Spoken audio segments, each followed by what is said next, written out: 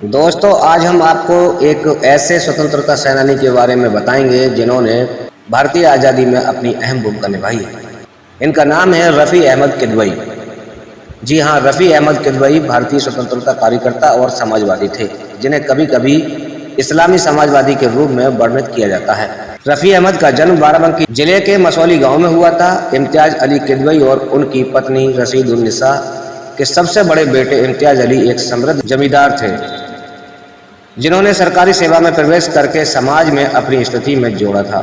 किदवई का जन्म 18 फरवरी 1894 को हुआ था और 24 अक्टूबर 1954 के लिए उनका देहांत हो गया। 1919 में रफ़ी की शादी मजिद उन निसा, उनके अपने समुदाय की एक लड़की और इसी तरह की पृष्ठभूमि और उसी प्रांत से रहने वाली थी। मैच जिसे सामान्य भारतीय तरीके से उनके परिवारों द्वारा व्यवस्थित किया गया था, सामंजस्यपूर्ण था और अपने जीवन के अंत तक चलता रहा। जोड़े को केवल एक बच्चे के साथ आशीर्वाद मिला। एक बेटा जो 7 साल की उम्र में था, अस्पष्ट बुखार से मर गया। रफ़ी के 4 छोटे भाई थे, शफी अहमद, महफूज अहमद, अली कामिल और हुसैन कामिल किदवई। उनके भाई शफी का राज्यसभा सदस्य, कम्युनिस्ट कार्यकर्ता और लेखक अनिस किदवई से विवाह हुआ था। वे जेएनयू में राजनीति में सक्रिय कम्युनिस्ट और नारीवादी विचारधारा आयशा किदवई के दादा दादी थे और एक नेता मुस्तफ़ा एक पत्रकार थे। महफूज अहमद के बेटे परेड किदवई समाजवादी पार्टी और उत्तर प्रदेश सरकार के राज्य मंत्री हैं। रफ़ी के अन्य भतीजे ऋषभ कामिल किदवई, मुमताज कामिल किदवई और हसन जावेद किदवई शामिल हैं।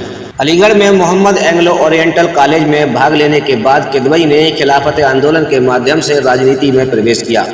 1926 के चुनावों में वह केंद्रीय विधानसभा के लिए स्वराज पार्टी के उम्मीदवार के रूप में चुने गए थे। वह विधानसभा में स्वराज पार्टी के चीफ व्हिप बन गए। किदवई के राजनीतिक कौशल ने पार्टी में विवादास्पद मुद्दों पर एकता बनाए रखने में मदद की। 1929 में किदवई विधानसभा में स्वराज पार्टी के सचिव चुने गए थे। मोतीलाल नेहरू के प्रति उनकी निष्ठा थी। भारतीय राष्ट्रीय कांग्रेस ने 19 दिसंबर 1929 को पूर्ण स्वराज की मांग की और महात्मा गांधी ने जनवरी 1930 में नागरिक अवज्ञा आंदोलन शुरू किया। जनवरी 1940 में कांग्रेस कार्यकारिणी समिति द्वारा पूर्ण स्वराज संकल्प के जवाब में किदवई ने केंद्रीय विधानसभा से इस्तीफा दे दिया और नागरिक अवज्ञा आंदोलन में गिर गए।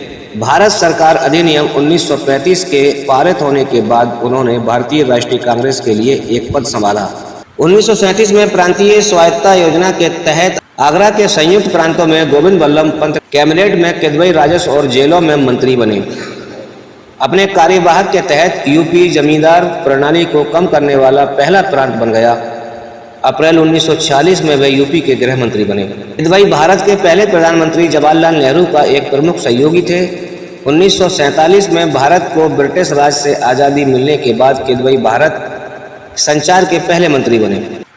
1952 में पहले आम चुनावों के बाद किदवई बहराइच से चुने गए। देश में खाद्य राशन होने पर नेहरू ने खाद्य और कृषि के पोर्टफोलियो के साथ किदवई को सौंपा।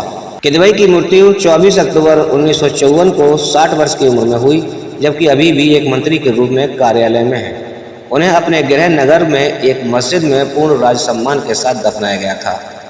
1956 में नवंबर 2011 में भारत सरकार ने रफ़ी अहमद किदवई राष्ट्रीय डाक अकादमी के रूप में उनके बाद डाक स्टाफ कॉलेज गाजियाबाद का नाम बदलने का फैसला किया। राष्ट्रीय विज्ञान अकादमी को यूपीएससी द्वारा आयोजित सिविल सेवा परीक्षा के माध्यम से चुने गए भारतीय डाक सेवा के अधिकारियों को प्रशिक्षण देने का कार्य सौंपा गया है। कुल मिलाकर रफ़ी अहमद किदवई का नाम इतिहास में दर्ज है और उन्होंने देश के लिए काफ़ी सेवाएं की हैं। जमींदार होने के साथ साथ वह चुनाव भी जीते हैं और सरकार में मंत्री भी रहे हैं। आपको ये हमारा लेख कैसा लगा, कमेंट बॉक्स में जरूर बताएं।